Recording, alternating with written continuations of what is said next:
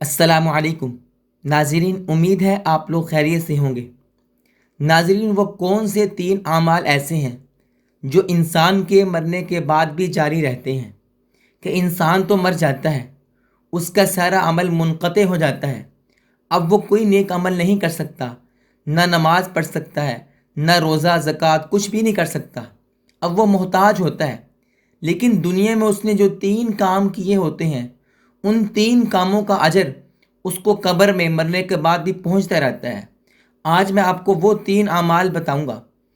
ناظرین، حضرت ابو ہریرہ رضی اللہ تعالیٰ عنہ سے روایت ہے کہ حضور صلی اللہ علیہ وسلم کا ارشاد ہے، جب آدمی مر جاتا ہے تو اس کے اعمال کا ثواب ختم ہو جاتا ہے، مگر 3 چیزیں ایسی ہیں جن کا ثواب پڑنے کے بعد بھی ملتا رہتا ہے۔ پہلی چیز صدقہ جاریہ، اس نے کوئی ایسا کام کر دیا رفاہ عامہ کے لیے جس سے لوگ فائدہ اٹھا رہے ہیں۔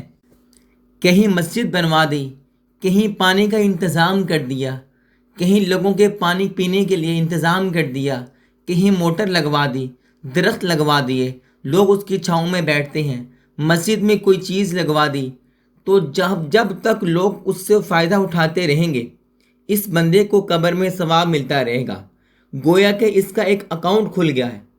اور دوسری چیز، دوسرا عمل، حضرت ابو ہریرہ فرماتے ہیں، آپ علیہ السلام نے فرمایا، دوسرا وہ علم جس سے لوگوں کو نفع پہنچتا رہے، وہ لوگ، وہ استاد، وہ آدمی جس نے کسی کو کوئی علم سکھایا، اب وہ آگے خود کسی کو سکھا رہا ہے۔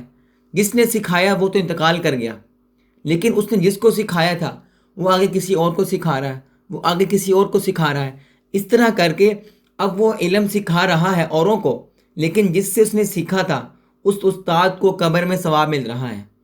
تو اس لیے علم کو بھی پھیلانا چاہیے، اس سے بھی انسان کا اکاؤنٹ کھل جاتا ہے۔ تیسری چیز بہت اہم ہے، وہ ہے انسان کی نیک اولاد، صالح اولاد جو اس کے لیے مرنے کے بعد دعا کرتی ہے۔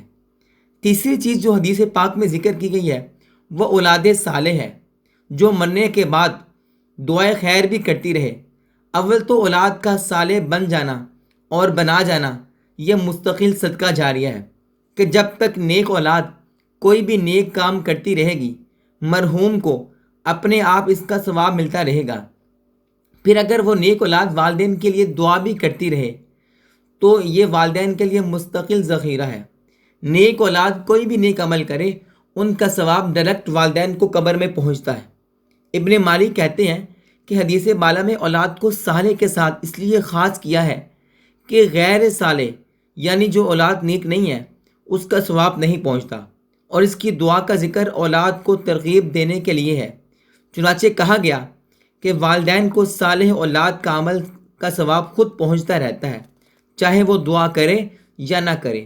جیسے کہ کوئی شخص رفاہ عامہ کے لیے کوئی درخت لگا دے اور لوگ اس کا پھل کھاتے رہیں، تو ان کھانے والوں کے کھانے کا ثواب لگانے والے کو ملتا رہے گا، چاہے یہ لوگ درخت لگانے والے کے لیے دعا کریں یا نہ کریں۔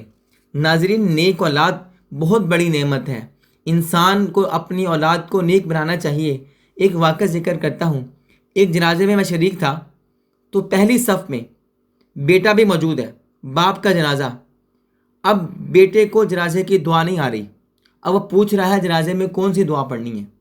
جس باپ نے ساری زندگی اس کے لیے خاک چھانی، اس کے لیے کمایا، اس کو پڑھایا، اس کو اتنا بڑا کیا، اس کی گرمی سردی کا خیال کیا، کپڑوں کا خیال کیا، اس کی ضروریات کا خیال کیا، اور آج جب باپ دنیا سے جا رہا ہے اور بیٹا چند دعائیہ کلمات دے کر باپ کو رخصت بھی نہیں کر سکا۔